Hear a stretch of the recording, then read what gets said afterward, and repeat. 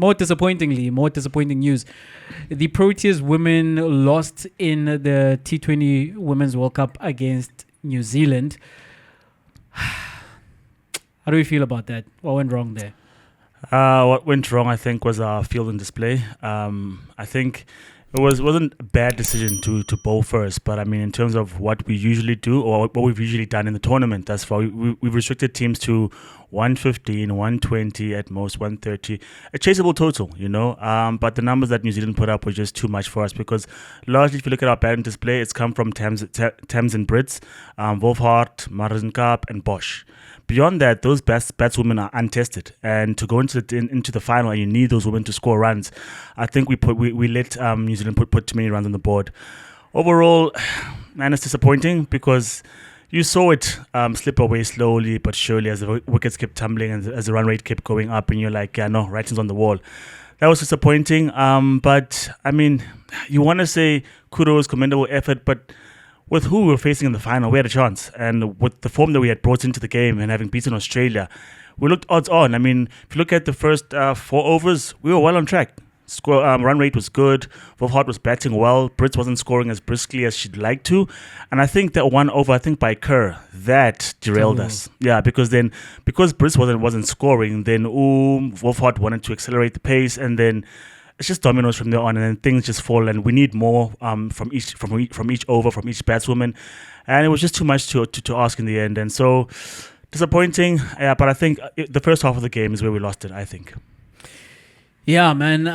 New Zealand played well. They played similar to what the Proteas women played like against Australia in the semi-final in terms of they were aggressive. Their mindset from the get-go was to be aggressive, and they kept at it, because going back to the toss, they lost the toss and we decided to put them in. But they said that they would have batted first, and I think that was the play, Chuck.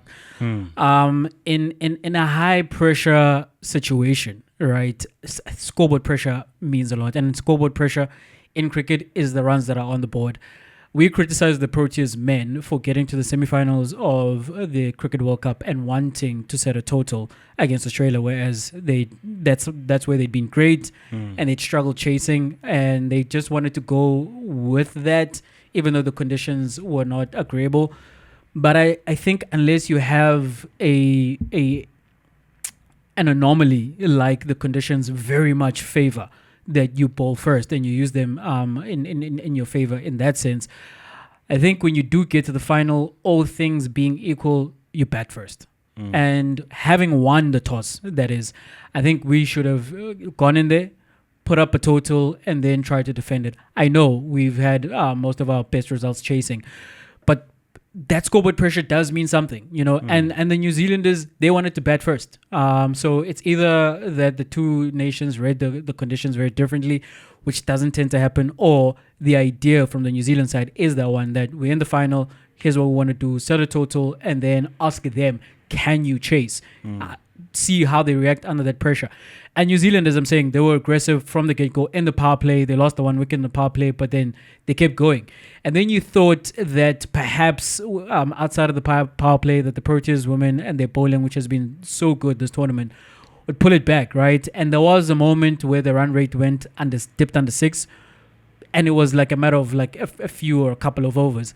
And then New Zealand came right back, and in those middle overs between over 11 and 15, I believe they're going at a run rate of 8, and that lost 5 overs as well. They accelerated once again, even when they did lose wickets. Chuck, the next batter up came in there, was aggressive, did not try mess around, was not reacting to any kind of pressure. As I'm saying, the game plan was clear to stay aggressive, and this helped them to the largest total in a T20 final, I think the second largest.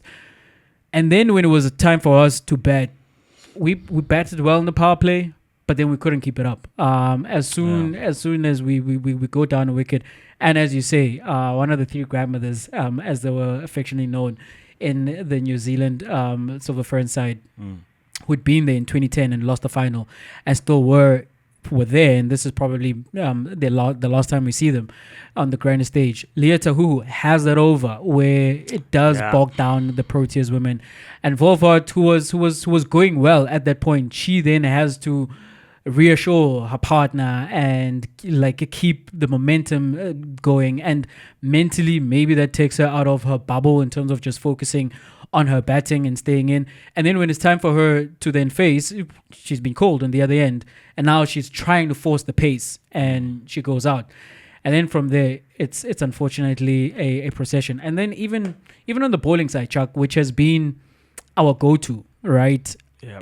We didn't see the performances that we've seen from the Marizan Cup, who's been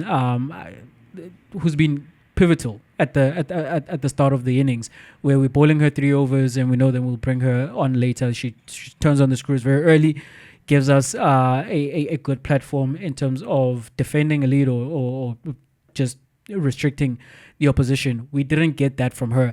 And I wondered to myself, because I saw her during the national anthem, she was very emotional. She's also one of the more senior players, and you wonder how many more opportunities am I going to get at this level. And I wonder if the occasion got to her. You don't imagine it would, because she's vastly experienced, but she wasn't there with the ball. And then later when we were chasing, wasn't there as well. As I'm saying, up to that point, she's had a phenomenal tournament. Kaka, who we relied on, with her swing bowling, you saw in that last over of hers, she went for runs, and throughout the innings she went for runs. So uncharacteristic in terms of performance. Like, what a time for the team all around to have perhaps their worst game, in the tournament. And it sucks, man, for it to peter out like that. Because I don't think we played our absolute best game, and you know what? The other team just took our best shot and returned it with more. I think New Zealand played aggressively. They played their best game of this tournament, but then the Proteas women just didn't have the answers. Yeah, actually, we didn't have the answers because in the power play, I think they were going around 6, and you're like, okay, it's not where we'd want to be, but it's reasonable enough where maybe later on we can get wickets and slow them down. But then it escalated from there on, and the women just kept getting the runs for New Zealand. And when you look at how they went out, the batswomen for New Zealand, they were trying to go big because they wanted to assert more dominance, get more runs on the board, because they felt that 7 or 8 runs per over wasn't enough maybe for this final, because they know what South Africa has in their locker room as well in terms of the power that we have as well. But yeah, no, when it came to our turn to bat and chase runs, it was desperate shots. If you look how often girls are holding out into the deep or can't even clear the circle, then you're like, yeah, those shots were premeditated, and we had to play those shots and go for the boundary, because nothing else is going to work. Though nudging it for 1s and 2s, we're just not going to cut it, because at some point you're needing 12, you're needing 14, So yeah, they were very aggressive. That is the New Zealand girls, and congratulations to them. I think they played the perfect final. You could say that, because when they needed to score runs, they did. They played well in the power play, accelerated very well, and their bowling performance is almost flawless. They bowled a lot of dot balls, which puts pressure on us. And when we needed to strike, when we needed to go for runs, they bowled the perfect ball. Whereas I think when we needed to rein them in, we kept teeing it up for them, like throwing nice balls for them to slog over. The ball was hit for 6, I think, the first 6 of the game, if not the only one. And you're like, yeah, no, it's not looking good. But I mean, all in all, disappointing, if I'm honest. You want the girls to do more, you expect them to do more, because I think New Zealand had peaked in the last 3-4 games of the tournament, and I think South Africa looked like they did that, except for the final. So very disappointing. Yeah, Chuck, I think even in our bowling plans, speak about New Zealand coming out aggressive. New Zealand were predominantly, almost exclusively, playing on the onside. They were hooking those balls to the onside, and it's very clear at a point that is their strategy, and there wasn't much adjustment from the South African bowlers. Force them to play on the onside, bowl it maybe a little wider, and have them come on the offside, or bowl it a little straight. We saw, I think it was de Klerk with the LBW, where they then have to go out of their way to get it from middle or from the off stump and pull it to the onside. But we kept on delivering the dollies. If it's not the short balls, it was full tosses, and it was bread and butter, But shout out to the New Zealand women. As I'm saying, they looked like they were on it. You think of someone like Amelia Kerr, she gets the big wicket of Wolford, and she's been doing this entire tournament. In the semifinals, when Deandra Dotson looked like she might get it over the line because she was catching fire.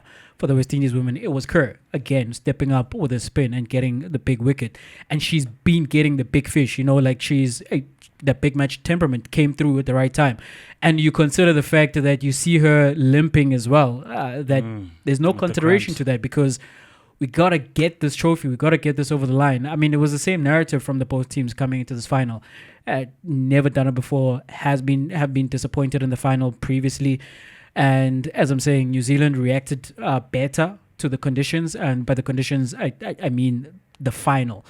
And the other thing, which was something I was concerned about after that performance against the Australian women, it's very hard to get back up with the same emotions, with the same focus, the same mindset, and the same temperament for another goal, because that was a big performance to get over the Australians. We know we'd only beaten them once in 10 tries in T20s, and coming back then from having lost to them in the final last year at home, and with them having won a three-peat, right? That these are the Australians, they are the favorites.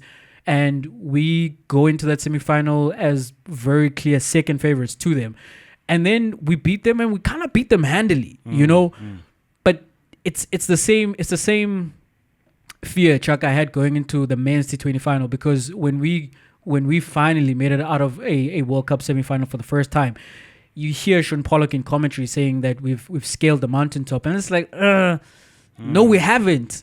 But the thing is, job's not done, But the feeling is that because we'd never done that. And same thing with on the women's side against the Australian women. This is the Hootie team. This is the team we struggle against. This is the team that everybody struggles against. And we've done it. We've knocked them out of the tournament. And you feel that the road to prosperity in the World Cup, in the women's T20 World Cup, goes through Australia. And we've gone through Australia. So again, we've scaled the mountaintop, and there's a sense of accomplishment, Chuck. And then complacency comes in, and it might not be deliberate, but as I'm saying, it's hard to get yourself riled up and up for a game like we had against Australia, and then to come back a few days later and to do it again. I hope the experiences lead to then us doing it in India next year. But yeah, that was it was hard to have those games back to back. Especially if you have to hit the same heights in terms of getting the same amount of runs. If you were chasing 100, then you're like, okay, we're coming down from a high, but it's a more manageable total. But trying to get 150, 160 again, it's a tough ask. I think also finally the last difference was in the field. I mean, I think the New Zealand women were great catching those balls or out in the deep, because if you drop those, then they get a second life, and players like Bosch, Marizanka, and Wolfhard can damage, can hurt you. So the fact that they held on to those balls, I think, is a big difference between the two sides, because in the field they were spectacular. But commiserations to the girls. We go again next year.